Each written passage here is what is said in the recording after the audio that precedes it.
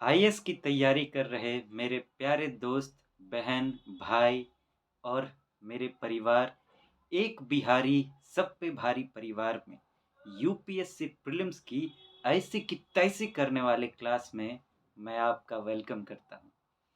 Friends, क्या आपको इस बात का डर सताता है कि मेरा इस एग्ज़ाम में होगा कि नहीं होगा?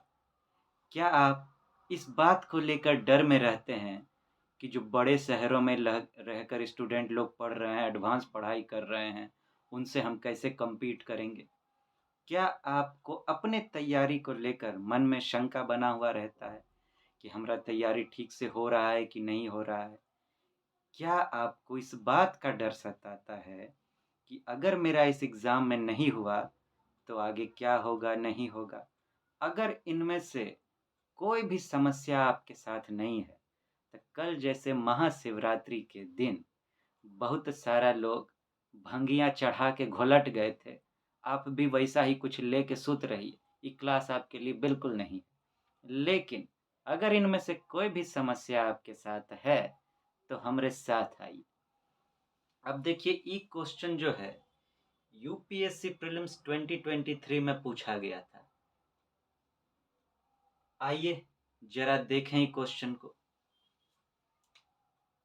क्या है? Consider the following statements. How many of the above statements are correct? इनमें से सही ढूंढना है। अब चलिए देखते हैं पहला स्टेटमेंट क्या कह रहा है। Recently all the countries of the United Nations have adopted the first ever compact for international migration, the Global Compact for Safe, Orderly and Regular Migration। क्या कह रहा है कि यूनाइटेड नेशन का सब कंट्री लोग कौन सा, एक global compact for safe, orderly and regular migration, ई वाला जो है इंटरनेशनल एग्रीमेंट किया। All countries of the United Nations. भैया, ऑल कंट्रीज में जानते हैं कौन कौन आता है? इंडिया ताइबे करता है, साथ में ससुरा पाकिस्तानों आता है। जिसको अगर इंडिया मिठाइयों खाता है तो उसको लग जाता है मिर्ची। इंडिया अगर छींकियों देता है तो उसको बुखार आने लगता है।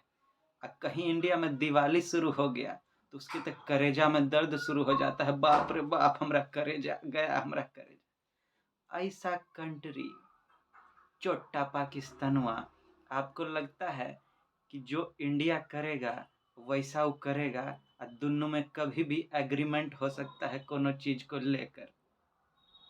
तो अगर ऐसा है तो आपको क्या लगता है कि all countries of the United Nations कभी भी एक एग्रीमेंट पर सहमत हो सकते हैं? हाँ? ये तो हम खाली इंडिया पाकिस्तान का एग्जाम्पल लिए हैं, ढेरी है। सोचिए कैसा कैसा कंट्री है जिसका आपस में नहीं बनता। तो जो कंट्रीज का आपस में बनता नहीं है, उस सब का सब कंट्री आपस में एक ही एग्रीमेंट पर कैसे सहमति हो सकते हैं? हाँ, हाँ, ज़्यादातर हो सकते हैं, लेकिन सब तो नहीं हो सकता है। और खासकर बात करें इंडिया पाकिस्तान का, उसको तो बम फूटने लगेगा पिछवाड़ा में, जहाँ उसको पता चला कि इंडिया भी इसमें है। तो बस, अगर इस सब आधार पर हम सोचें। और दूसरा बात क्या कर रहा है, all countries of the United. अब देखिए, सबका अलग अलग जरूरत है, सबका एक जैसा तो जरूरत है नहीं। अब एगो बात बताइए, जो खुद भूख से मर रहा होगा कोई कंट्री, जैसे अफ्रीका का बहुत कंट्री है, वो कभी भी दूसरे देश के आदमी को अपने यहाँ रखने के लिए सहमत हो पाएगा? कहेगा हमको तो खुद खाने पे आफत है भैया, तुमको कहाँ से खिलाएंगे? इस सब आधार पर जब आप सोचिएगा।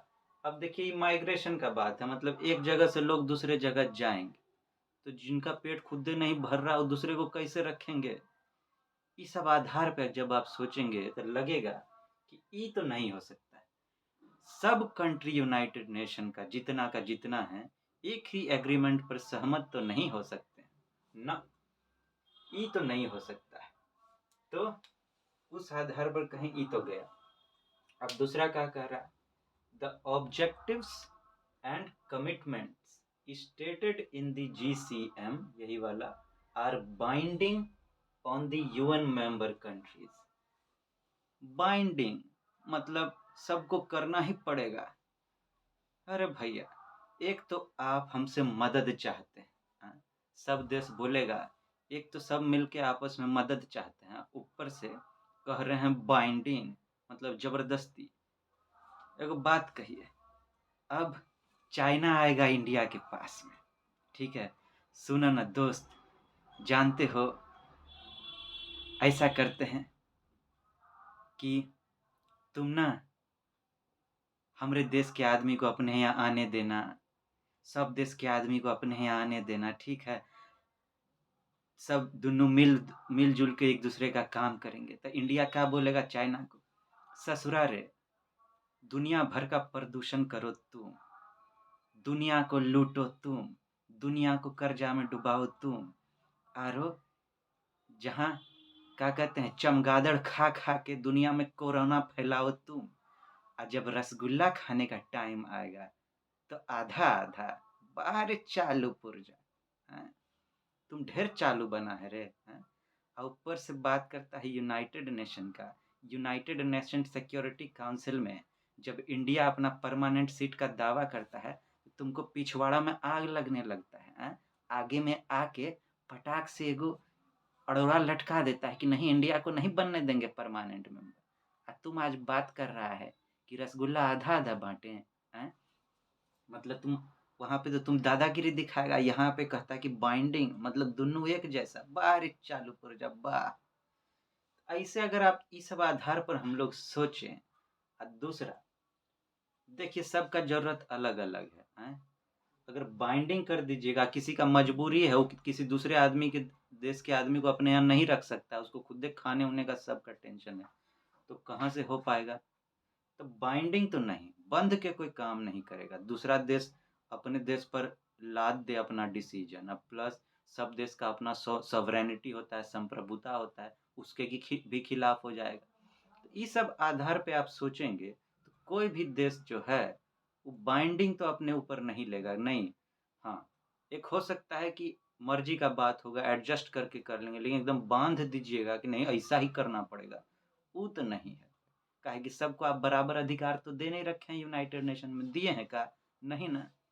चमगादड़ चिन्हुआ ससुरा खा खा के कोरोना फैलाया जा रहा है, उसको तो कुछ कहते नहीं है। और जब रसगुल्ला बांटने का आता है तो सब बराबर, ऐसे नहीं चलेगा। तो उस आधार पर अगर सोचें तो ये भी गया। अब बचता है हमारा द GCM मतलब global compact for safe orderly and regular migration, addresses internal migration or internally displaced people also in its objectives and commitment। कि जो global compact for safe orderly या रेगुलर माइग्रेशन है, ये अपने ये और किस चीज पर ध्यान देता है, इंटरनल माइग्रेशन की माने देश में एक जगह से दूसरे जगह जा रहे हैं, और इंटरनली डिस्प्लेस्ड पीपल कि मान लीजिए इंडिया का बात करें तो मणिपुर का आदमी दिल्ली आ गया, बिहार का आदमी यूपी चला गया, यूपी का बिहार आ गया, इधर उधर इंटरनली डिस्प्लेस्ड पीपल। तो कहता है इसको भी ये जो ग्लोबल कॉम्पैक्ट है इसका भी ख्याल रखता है, इसका भी ख्याल रखता है अपने ऑब्जेक्टिव कमिटमेंट में। अब देखिए नाम क्या है, global compact for safe orderly and regular migration, कि सेफ होना चाहिए, ऑर्डरली नियम कानून के अनुसार होना चाहिए, और रेगुलर होना चाहिए।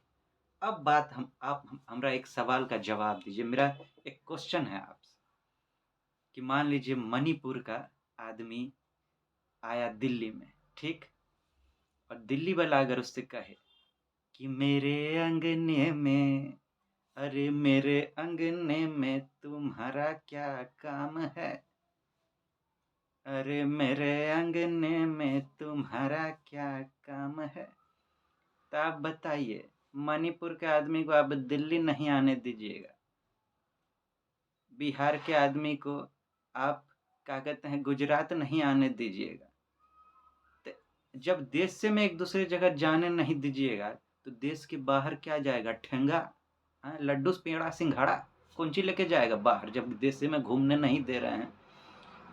ऊपर से बात किसका हो रहा है कि सेफ माइग्रेशन। अगर भैया देशे में सेफ नहीं है तो बाहर कौन चीज सेफ रहेगा? इस सब आधार पर अगर सोचें तो लगता है कि नहीं, अगर सेफ माइग्रेशन चाहिए इसका मतलब पहले तो अंदर सेफ हुई तब ना बाहर सेफ।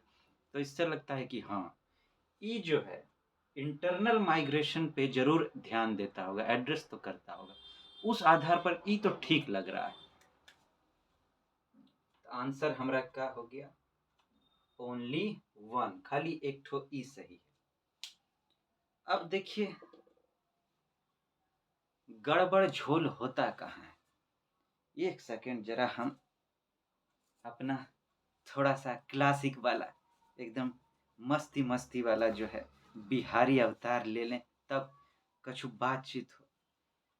अब देखिए गड़बड़ झोला होता कहाँ कि हम लोग मने मन का सोचते रहते हैं, अंट संट सुन लेते हैं कहीं से, हे रे सुनो ना रे, 24 घंटा में 28 घंटा तुमको पढ़ना पड़ेगा तभी तुम यूपीएससी क्रैक कर सकता है। यूपीएससी प्रीलिम्स जो है, यूपीएससी प्रीलिम्स का बात करें तो तुमको बाप रे बाप हिमालय पर चढ़ के तपस्या करना पड़ेगा, इससे तब जाके तुम्हारा प्रीलिम्स से निकलेगा।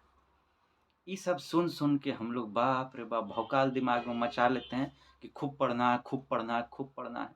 और जैसे ही एग्जाम में जाते हैं कि बस बूमा बूम मच जाता है, वहाँ जाके यूपीएससी प्रीलिम्स का क्वेश्चन हम लोग को 2-4 मुक्का दे देता है, कहता है निकल यहाँ से। रिजल्ट आता है तो हो जाता है बूमा बूम। तो सबसे पहले तो गलत फहमी से बाहर निकलना पड़ेगा, तब ये कुछ होगा।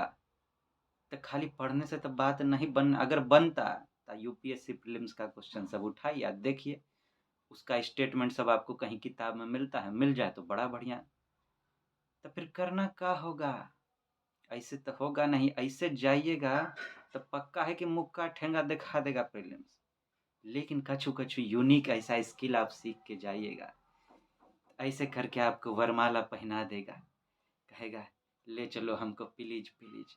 आप भी वरमाला अपने तरफ से पहना कर एगो रिंग देकर इंगेजमेंट कर लीजिएगा, उठा के ले आइएगा।